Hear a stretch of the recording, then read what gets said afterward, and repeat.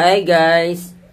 Welcome back again to my YouTube channel. So yun guys, bago natin simulan yung tutorial, make sure nakasubscribe ka, click the notification para updated sa mga tutorial natin guys. Sabi guys, magandang umaga, magandang tanghali, magandang hapon, magandang gabi, kung anong oras mo ito napapanood itong video to. Meron po sa inyo guys na share po na about po sa Android phone or tablet guys.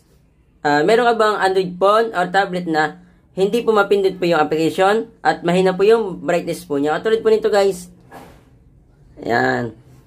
Napakahina po ng brightness po niya. Then, limited lang po yung napipindot po niya. Kahit ano po yung pindot po niya guys dito. Ayan. Or, gusto niyang pataasin po yung brightness para po lumina po. Ayaw pa rin guys. Ito pa lang po yung pwede pong mapindot po sa kanya guys na application guys. Ito pong phone, message, calendar. Yan. Yan lang po yung mga application guys na pwede po niya mapindot guys. Yan. Kasi guys, kapag pinagawa po niya ito sa mga ibang technician, yung may-ari po nito guys, matanda na po, babae po, kasi nga po kulay pink po yung guys po niya. Kapag pinagawa po niya sa ibang technician po ito guys, pwede po siyang lokohin. Sasabihin po, sira po yung LCD or yung backlight po guys ng LCD guys.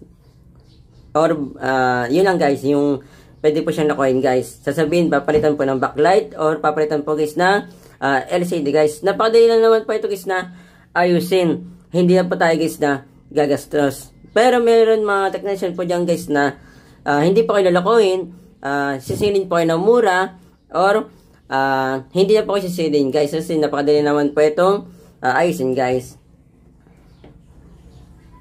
Kahit anong pindutin guys, hindi makapindot. Yan. Ganito na po gagawin po nyo guys. Kasi itong issue na ito guys naka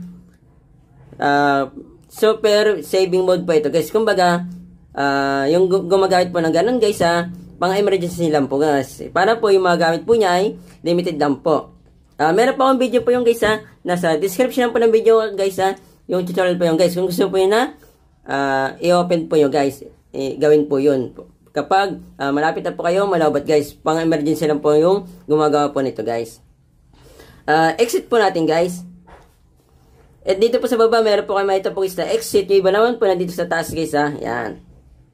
Kapag gagawin po nyo guys yung power saving mode, yung pinaka super po niya, malino naman po siya guys. Kasi anong nangyari po dito, mabago po niya ipindot po yung power saving mode, mahina po yung brightness po niya guys. Yan.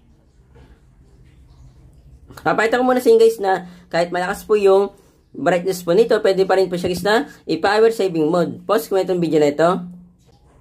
Sayang guys, naka power saving mode na po siya guys. Ayun o. Kahit ano na po pindutin po niya guys. So, diba na ito po niya, malinaw po siya. Kasi nga po, sabi ko nga po sa inyo, napindot lang po yung brightness. Kaya po humina po siya guys. Pwede pa rin po tayo guys na saving mode pa rin guys. Ito po yung pang emergency guys. Message, calendar, kapag malolobat na po kayo. Kahit hindi po kayo lobat guys, kahit na sabihin po natin na 85% po tayo, pwede pa rin po natin siya guys na gawin. Ito na po, exit na po natin. Yun lang guys yung share po sa inyo. Pakashare po ito mismo video sa mga kakalay nyo guys na meron pong Android phone or tablet. Ganito po yung issue. Lumabo po yung screen po nila, tapos naka saving mode pa po guys. Pakishare po ito mismo video para po alam naman po nila guys na gagawin po at makatipid po sila. Kahit hindi po nyo kakilala guys, basta na ito po nyo yung Android phone po nila or tablet ay lumabo na po yung screen po nila. Tsaka po naka power saving mode po sila guys. Para po maayos na po ito at makatipid din po sila. Kapag sinari natin mismo video dadami tayong bis, mas madami tayong nataw. Yun lang po sa po. God bless po, ingat po kayo.